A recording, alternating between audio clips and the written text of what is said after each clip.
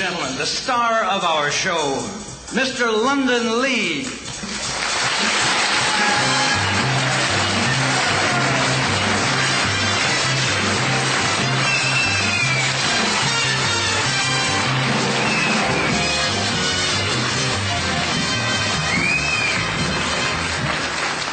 Thank you. I just had some terrific news. I'm going out to California in the fall. I just signed to do my first motion picture, and I thought I would mention it. Thank you. When do we start, Freddie? December 13th, we're going to Rome, Italy to do a movie with Sophia Loren. Is that wild? A rich kid and Sophia Loren. I play opposite Sophia Loren. I play her lover, but you got to come early because I don't last too long.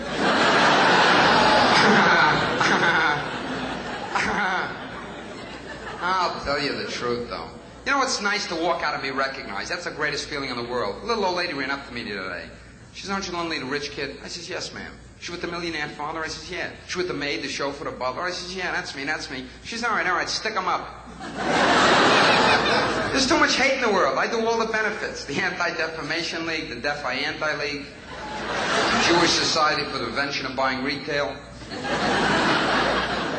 the Home for Wayward Girls of All Faiths, for which my dad is a great contributor. He also gives them money. I don't want the money, I need love. I come from a wealthy family. To give you an idea how wealthy my father is, I don't like to brag, but I was bar mitzvahed in the Vatican. Listen, my father made such a large donation to Catholic charities that 4 cardinals sang Hava Novena. I was so proud of my bar mitzvah. I said, "Today I am a man." My father jumped up. "I'll 8 to 5, you're not." My mother said, "I make it 2 to 1. My French nurse stood up and said, "Put your money where your mouth is." I remember when I was a kid, I lived in a 48-room house. Big deal, neither my mother couldn't find it. You picture 48 rooms, 2 bedrooms, and 46 bathrooms. We didn't sleep much, we liked to read a lot. I had an aunt of mine that lived in a 60-room house. Just recently, she went to visit her husband's tombstone. She looked all over the cemetery. She couldn't find her husband's tombstone. She ran to the manager. She said, "I can't find my husband's tombstone." I said, "What is your husband's name?" She said, "Seymour Fink." He started to look. He said, "I'm sorry, lady, I haven't got a Seymour Fink, but I got a Sarah Fink." She said, "That's him. Everything's in my name." I always had problems.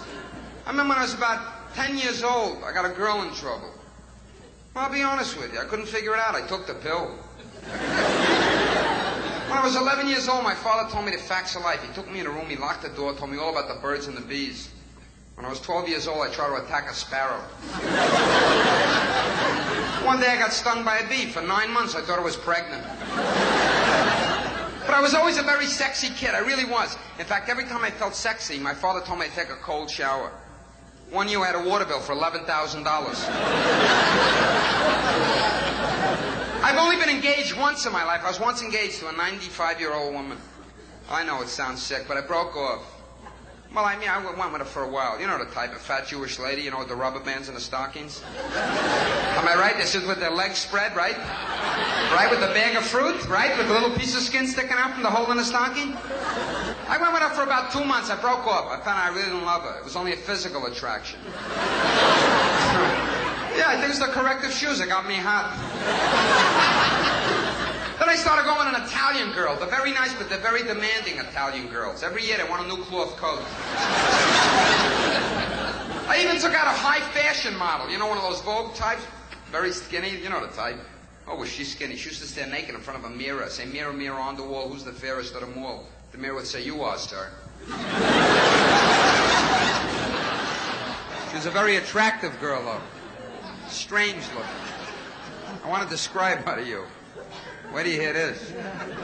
She looked like Senor Wentz's fist. Then a friend of mine fixed up with a blind date. Talk about anxious. She was dressed as a bride. I walked over. I said, "Hello." She said, "I do."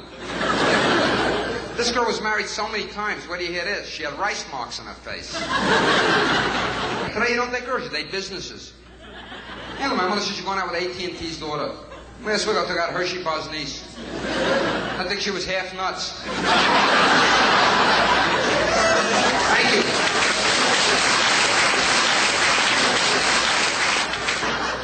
I even took out Head and Shoulders shampoo. A very nice girl, but no neck. I went out with Volkswagen's sister. My luck, everything was in the rear. I kept searching for the right girl, and then one day, it happened. I met the girl of my dreams. I'll never forget it as long as I live. I met her in Las Vegas.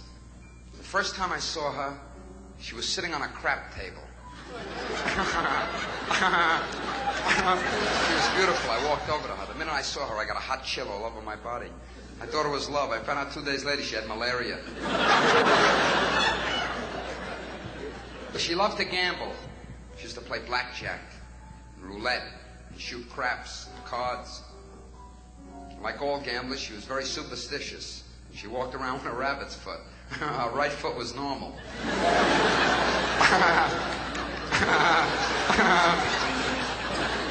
She was beautiful.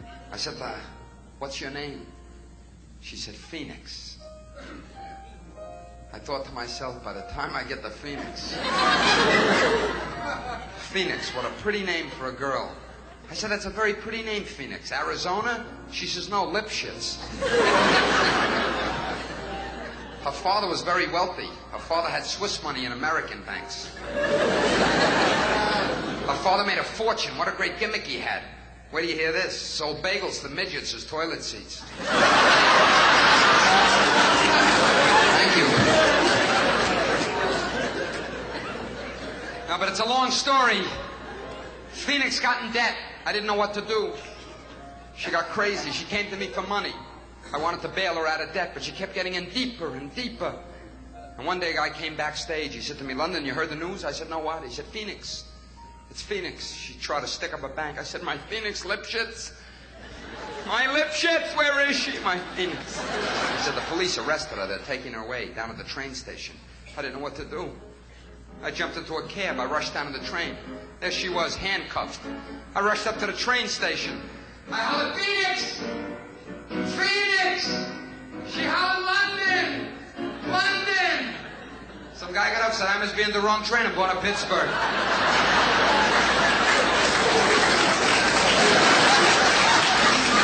I couldn't take it anymore. I decided to run away from home. I wanted to be on my own. All I took with me was a stick and a handkerchief. And in the handkerchief, my bar mitzvah money. $300,000 in cash. Well, actually, it was $1,000 in cash, $200,000 in pledges. I looked in the newspaper for a job, but my luck, that week they weren't hiring any bosses. I had a lot of weird jobs. I remember for a while I worked for a pants manufacturer. I was a crotch reinforcer. Then I got a job as a short order cook, and one day I was cooking a chicken on a rotisserie. I was cooking a chicken, I was turning the wheel, I was singing, "Arrivederci Roma." And a drunk come by and says, "You know, you got a nice voice, but your monkey's on fire." I even tried working for my father. My father's in the dress business, manufactures ladies' knit dresses.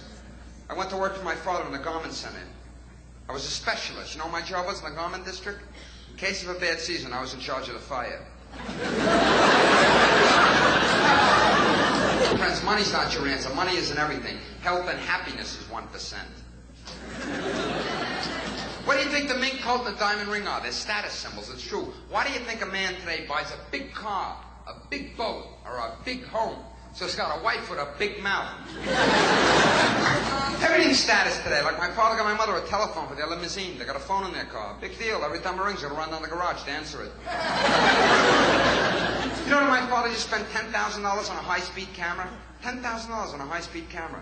Wants to try and get a picture of my mother with her mouth shut. Everything's status. I got a grandfather, God bless him, 103 years old. Unfortunately, he was arrested. Yeah, morals charge. Yeah, the police wrote down assault with a dead weapon.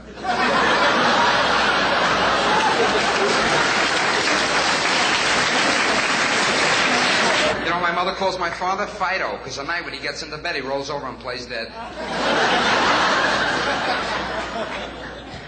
That's why, friends, I say love is the answer to life. It doesn't matter race, color, or creed, as long as you don't wear brown shoes with a tux.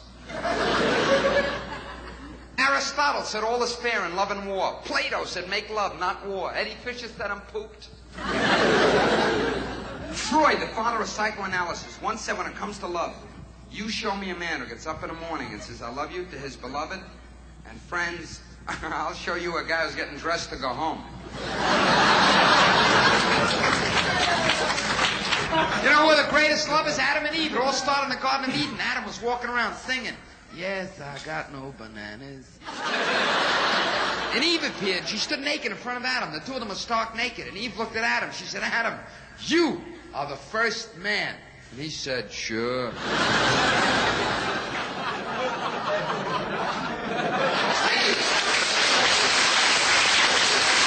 Nobody's who real love the flower people. Make love, not war. I went to my father. She said, Dada. They're good people, Pop. You got a lot of money. I want to join the flower people. Do something for them. So put them in a hothouse and a bag of manure. I seen 3 hippies walking down the street. You can't believe the 3 of them. First guy had on a black leather jacket. He had terminal acne. He was wearing Italian pointed sandals. He did a pirouette and screwed himself into the sidewalk. The second guy had on the latest thing, jockey shorts with cuffs. They called it Fruit of the Loom with room. Oh, the third one was not to be believed at all. He was wearing a suit made out of an awning. Made from an awning. Where do you hear this? When the sun goes down, his pants roll up. They took me to a freak out. All the hippies were getting high and stoned, you know. By the way, I found out why hippies today sniff glue, paste their nostrils together, they can't smell each other. One guy mixed LSD with prune juice. What a trip he took. And the hippies are on a new kick. They love to get naked and paint each other.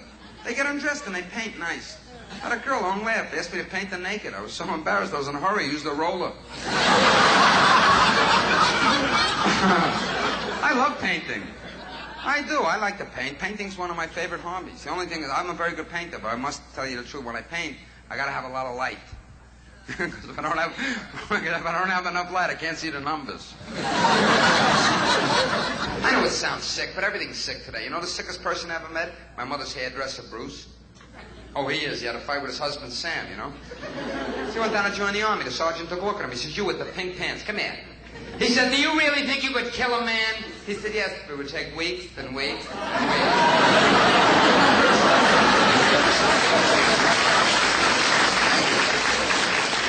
You ever drive in a parkway, you see a sign, next rest stop, 80 miles? You know what a thrill it is to drive 2.5 hours with your legs crossed? When you get there, it's always on the other side of the highway. A friend of mine called me up, fixed me up at a blind date. So I went to pick her up.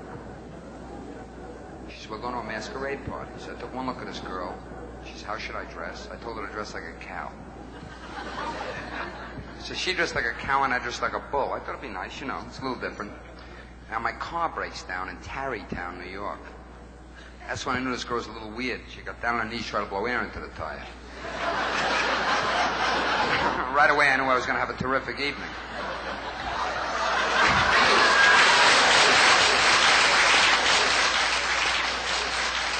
I says, honey, how will we get to the party? She said, we'll walk across the farm. We stopped to walk across this open farm. All of a sudden, I saw a real bull. A real bull. I got scared. I said, listen, Elsie. I don't know about you, honey. But I'm going to bend down and eat a little grass. And I think you better brace yourself.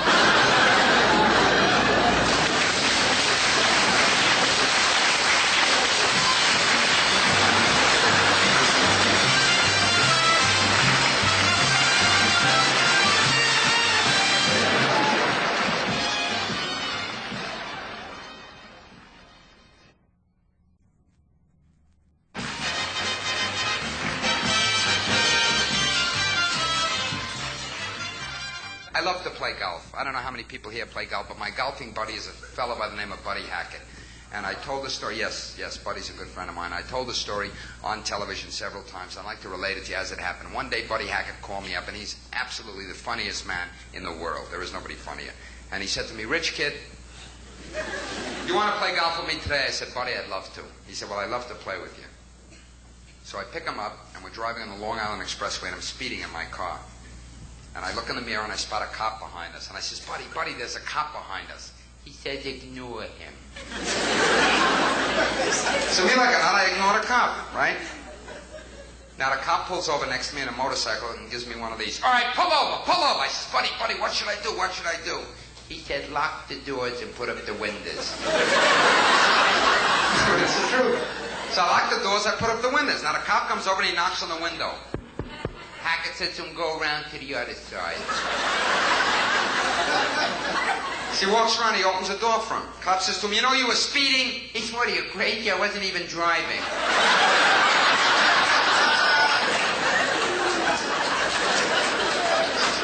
Now, the cop says to me, he looks at me, he says, let me see your license and registration. Hackett said, just 1 second, officer.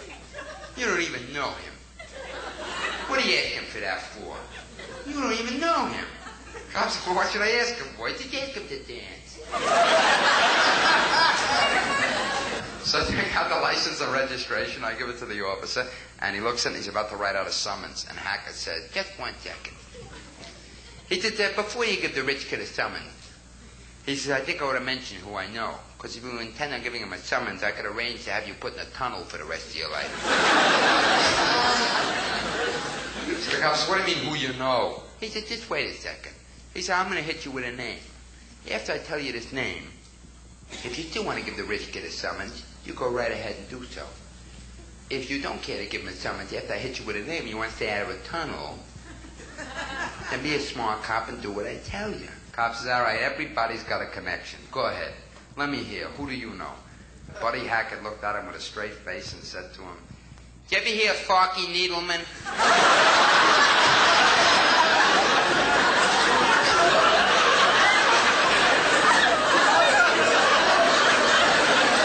The cop said, who? He said, Farky Needleman. He said, who the hell is Farky Needleman? He said, I don't know, it's a friend of mine, just got a gallbladder transplant.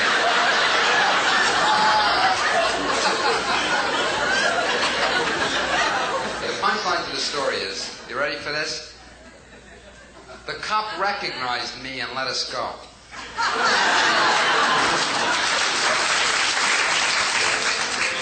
He said, aren't you the one with the rich father? I said, yeah. He says, go ahead, I'll see him.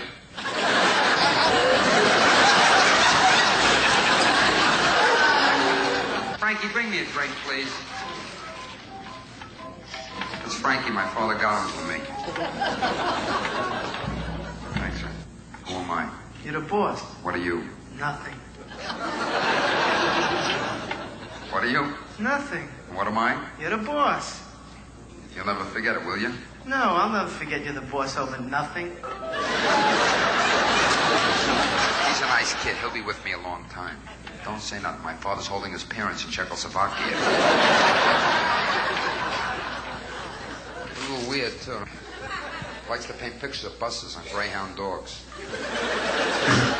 Then he takes the dogs down to the bus station, loves to watch midgets go nuts trying to board them.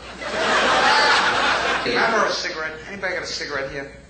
Thank you very much, sir. Yeah, the left one of the machine. I'll tell you, smoking is bad for you, though. I read so much about smoking, I had to cut out reading. Did you hear about the guy who was up in his apartment smoking those marijuana cigarettes? There was a knock on the door. It was a screen door. Take that, who is it? This is the New York City Police Department. He got frightened. He shoved the marijuana to the cuckoo clock. Cops come in and start to search your apartment. He said, I'm cool, baby. I done nothing wrong. I'm sitting here reading Field and Stream. All of a sudden, the clock struck 12. The cuckoo come out and said, hey, baby, anybody know what time it is? I want you to know my father didn't always have money. It's the truth. When he came over here, he worked at a Lower East Side of New York City, 14 hours a day on a pushcart, selling diamonds. So he could give me everything in life, and he did. When I was 4 years old, my father bought me a German Shepherd. Not a dog, a real German Shepherd. Yeah, but I had to get rid of him. He used to paint swastikas on my sheep. My father was good to me. When I was 5 years old, he taught me how to swim. He loved me. He used to row me out to the middle of the lake and throw me overboard.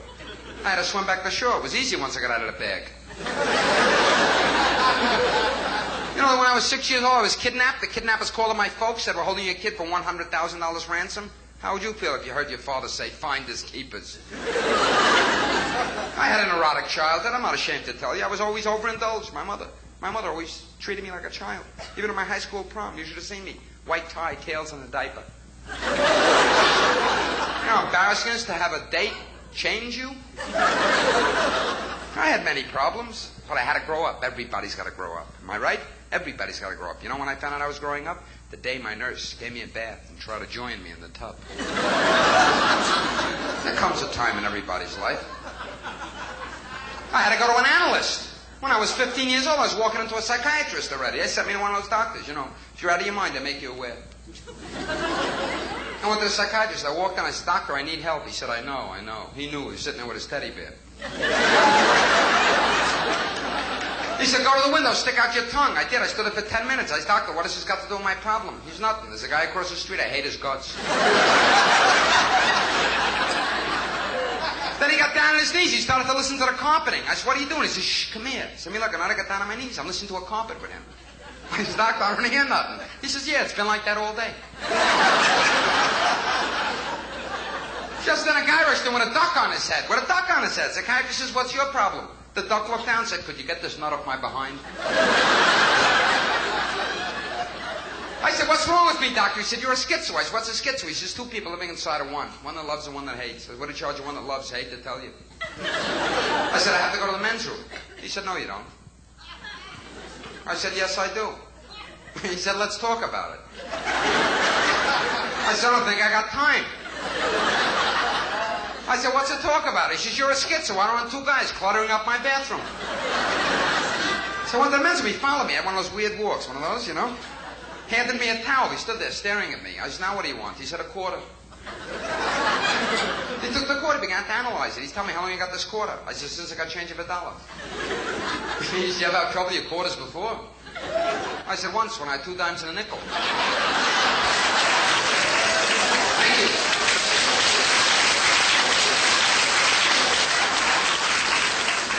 You know, this doctor just sent me another bill. He sent me a bill. He keeps sending me bills. Read this bill is 1 year old today. So I wrote happy birthday and sent it back. I have nice things in my life I remember, too. Like my sister. Oh, my sister had a wedding. My sister got married recently. What a beautiful wedding. My father went wild. We had 2 orchestras. One didn't play us for people who can't dance. We had the most expensive rabbi they could find, Sammy Davis. You should heard him singing, "Here come the bride." What a beautiful wedding. I'll never forget it as long as I live. The lights came low, and the organ started to play. And down the aisle came this vision in a long white gown with a lace veil with orange blossoms all over. It was the caterer. Then came the flower girl. She walked down the aisle with roses between her teeth. She did, lady. She threw it to me. I'll never forget it. Her teeth were still in them. Then came the best man and the maid of honor. Then came the ring bearer, a little boy carrying a 92-carat diamond.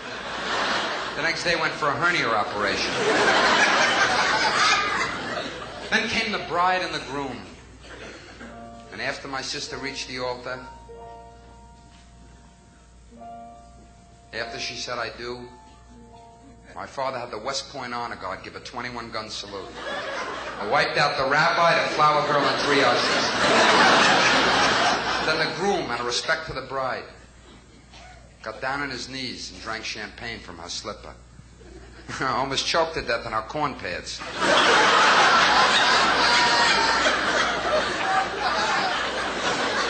To this day, he's got athlete's mouth. And he deserved it. He was a cheap guy. Even at the wedding, he wore a rented tuxedo. Every half hour, I had to put a quarter in it. You know, at dinner, his quarter ran out, his shirt lit up and said expired. And what I did, we had the best of everything. Pheasant on the glass. Pheasant over glass. Glass pheasant. For the main dish, we had Hungarian goulash. Oh, wait till you hear this. Made out of real Hungarians with their goulashes still on. Then they gave out the gifts. I won't even go into all the gifts that my sister got, but the most glorious gift was the gift that my father gave my sister, which proved one thing, that a father's love cannot be measured in dollars and cents. I thought it was very beautiful. He gave her a number 5 toll booth in a Lincoln tunnel.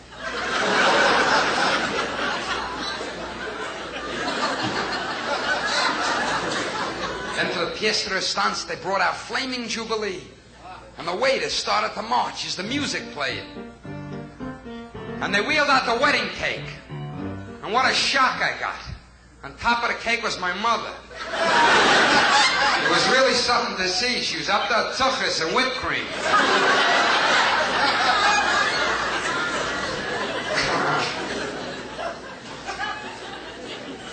And the place emptied out. Everybody left.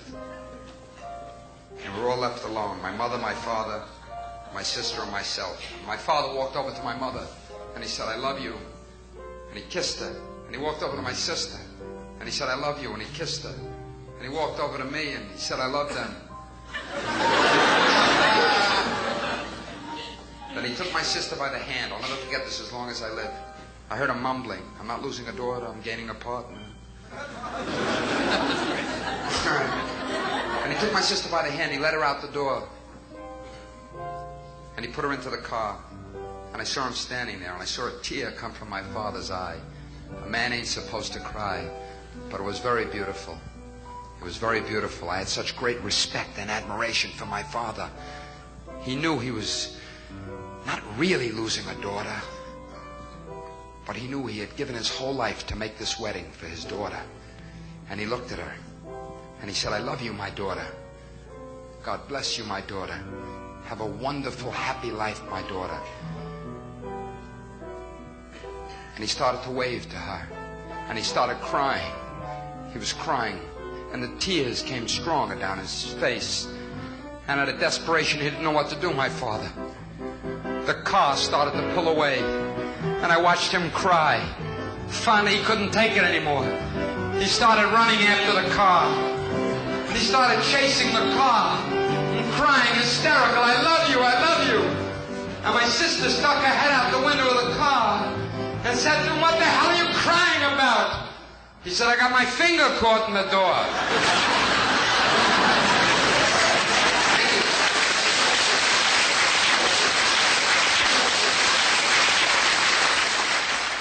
You've been very nice. I thank you for putting up with our nonsense, for being a part of the happening tonight. If you see me in the street, come over and say hello. My name is London Lee. Tell you, I got my name. I was born in London. They named me after the city of my birth. Thank God I wasn't born in Elizabeth, New Jersey. This is my philosophy on life. It is easier to pass a camel through a needle's eye than for rich men to enter heaven's portals. So build your house of love before the years can pass you by. For love and love alone can make a man immortal. Don't be fooled by the glitter of the things one buys for gold, because sincerely the best things in life are things which aren't bought or sold. And you will find your hearts as peaceful as the calmest, gentlest dove if you live in a house of love. I got that off a can of roach powder.